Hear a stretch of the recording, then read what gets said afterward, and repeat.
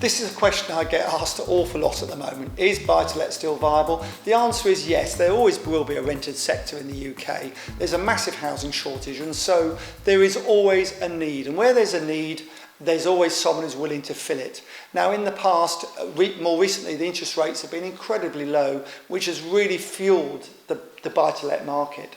The government have come along and they're trying to slow it down, and they've been successful by doing so, by the 3% stamp duty levy and all the other taxation things they're putting on.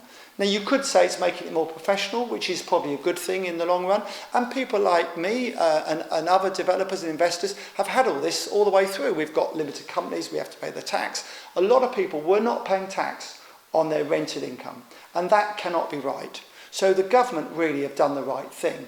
Unfortunately, it does catch everyone rather than just the ones who aren't paying the tax, probably.